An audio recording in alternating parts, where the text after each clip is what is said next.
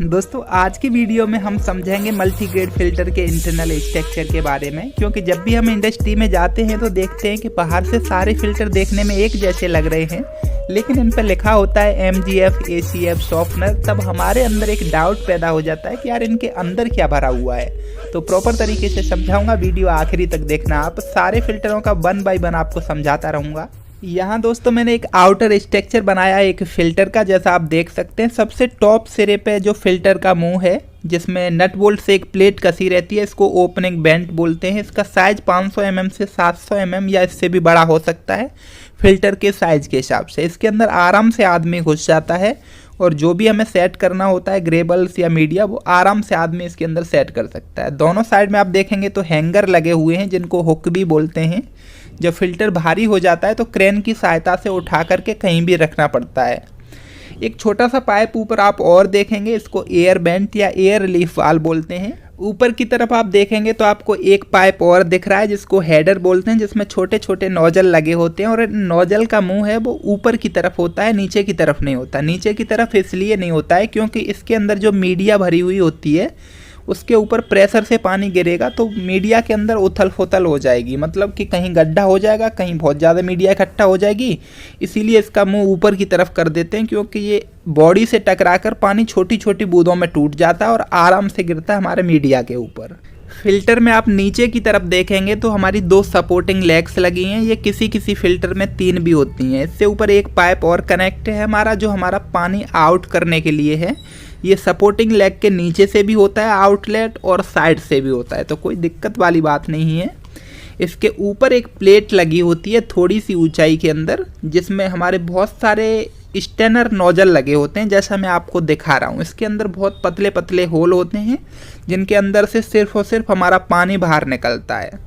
Metal वाली plate में हमने कई सारे नोजल कनेक्ट कर दिए हैं, और इसके ऊपर हम लगभग 150 mm की एक 1.5 इंच से 2 इंच वाले पेबल्स, जो पत्थर होते हैं चिकने, उनकी एक लेयर बिछा देंगे। और इसके ऊपर हमारा कोई मेटल का प्लेट कनेक्ट नहीं रहता है, छोटी छोटी लेयर्स होती हैं, जैसा मैं आपको दिखा रहा हूँ।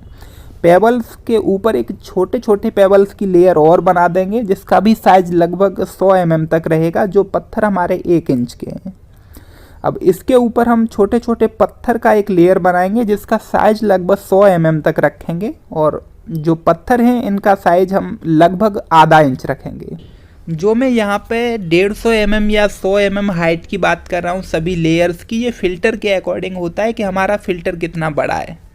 और यहाँ पर आप एक चीज़ और नोटिस करेंगे कि मैं ब्लैक लाइन लगा के एक लेयर बना रहा हूँ, तो इसके अंदर आप डाउट में मत रहना।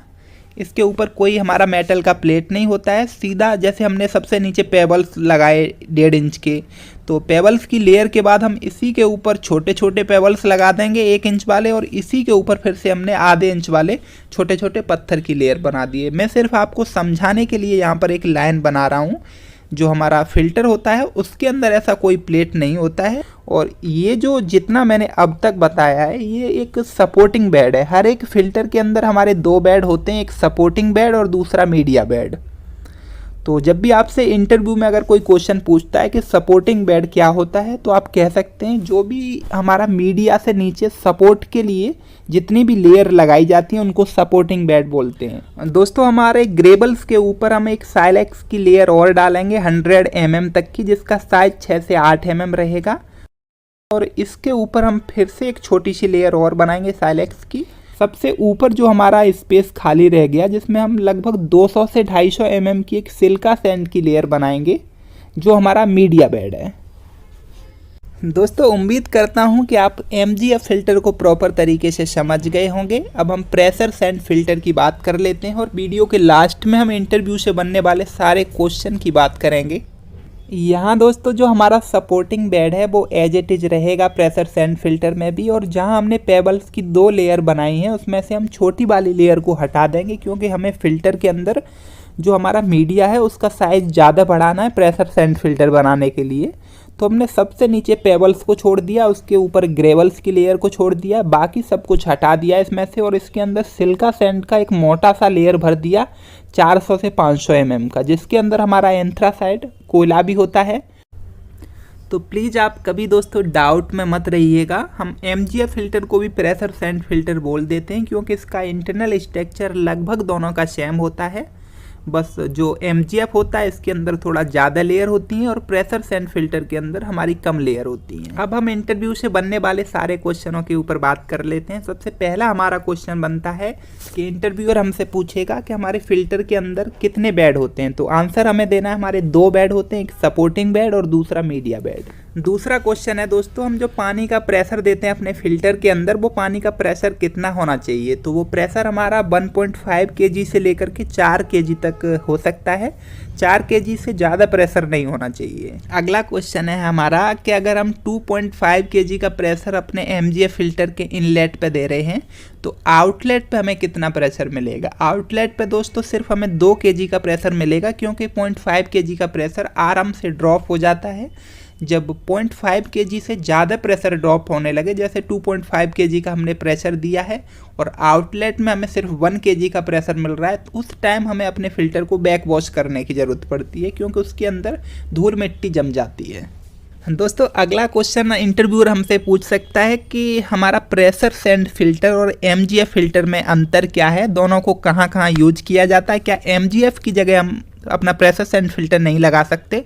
तो बिल्कुल लगा सकते हैं जी, कोई दिक्कत वाली बात नहीं है, लेकिन स्ट्रॉन्ग आंसर आपका तभी माना जाएगा जब आप इंटरव्यूअर से बताएंगे कि सर हम सबसे पहले पानी की क्वालिटी चेक करेंगे, क्योंकि जो हमारा प्रेशर सैंड फ़िल्टर है ये लगभग 50 मिलीग्राम पर लीटर तक के डस्ट पार्टिकल को छान देता है और जो हमारा MGF फ़िल्टर होता है ये लगभग 100 मिलीग्राम पर लीटर के डस्ट पार्टिकल को छानता है। अगला क्वेश्चन इंटरव्यूअर आपसे कर सकता है कि TDS और TSS में क्या फ़र्क है। तो हमेशा ध्यान रखना, आप कंफ्यूज मत होइएगा कि TDS हमारा पानी का हार्डनेस होता है जिसका मात्रक ppm में होता है, जिसको हम सॉफ्टनर से या फिर RO प्लांट से रिमूव करते हैं अपना TDS, और TSS को रिमूव करने के लिए हम pressure sand filter, dual media filter और MGF फ़िल्टर लगाते हैं जिसको टोटल सस्पेंडेड सॉलिड।